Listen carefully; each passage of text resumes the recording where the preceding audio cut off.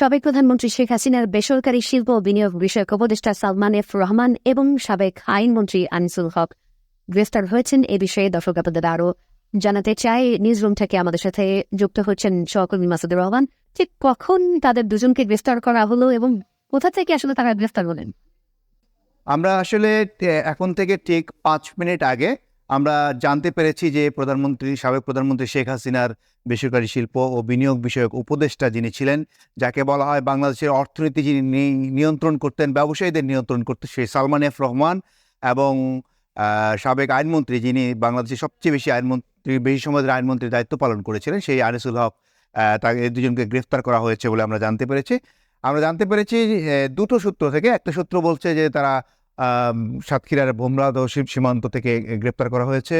আরেকটি সূত্র Dhaka metropolitan police commissioner সূত্রে আমাদেরকে যেটা জানানো হয়েছে সেটি হলো যে নৌপথ দিয়ে পালানোর সময় এই দুজনকে সদরঘাট থেকে গ্রেপ্তার করা হয়েছে। দুটি সূত্র দুই দিক থেকে বলা হয়েছে, তবে যেহেতু ডিএমপি কমিশনার আমাদেরকে সবশেষ জানিয়েছেন যে এই দুজনকে গ্রেপ্তার করা হয়েছে, সেই বিষয়টি আপাতত সেই সূত্রটি আমরা নিশ্চিত করে আমরা আমাদের ব্রেকিংটি নিশ্চিত হয়ে ছাড়ি।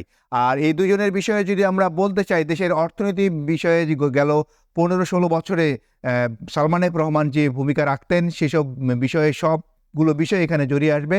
তবে এখন পর্যন্ত স্পেসিফিক কোন বিষয়ে তাদেরকে গ্রেপ্তার করা হয়েছে অথবা কোন মামলায় গ্রেপ্তার করা হয়েছে সেটি এখন পর্যন্ত পুলিশের পক্ষ থেকে নিশ্চয়তা দেওয়া হয়নি এবং পুলিশ আমাদেরকে সেটি কনফার্মও করেনি। তবে এতটুকু নিশ্চয়তা দিয়েছে তারা যে এই দুজনকে গ্রেপ্তার করা হয়েছে যারা কিনা সদরঘাট দিয়ে তারা পালাতে চেয়েছিলেন বলে পুলিশ সূত্র বলছে।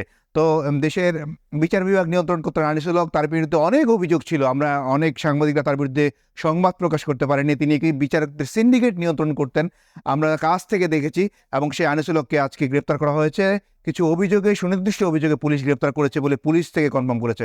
আর সালমান এফ রহমানের বিষয়ে যদি আমরা বলি, তিনি দেশের বেশি বাণিজ্য বিভাগে যিনি মাফিয়া বলা হয় সেটি তিনি নিয়ন্ত্রণ করতেন, তাকেও গ্রেপ্তার করা হয়েছে। সব মিলিয়ে আমরা হয়তো পরের সংবাদে আপনাকে জানাতে পারবো যে কোন দুটি মামলা তাকে গ্রেপ্তার করা হয়েছে এবং কোথায় তাদেরকে নিয়ে যাওয়া হচ্ছে সেটিও নিশ্চয়ই পরবর্তী বুলেটিনে আপনার মাধ্যমে জানাতে চেষ্টা করবো। দর্শক, সাবেক প্রধানমন্ত্রী শেখ হাসিনার বেসরকারি শিল্প ও বিনিয়োগ বিষয়ক উপদেষ্টা সালমান এফ রহমান এবং সাবেক আইনমন্ত্রী আনিসুল হক, এই দুজনকে গ্রেফতার করা হয়েছে। আমাদের সহকর্মী মাসুদুর রহমান এই বিষয়ে জানাচ্ছিলেন।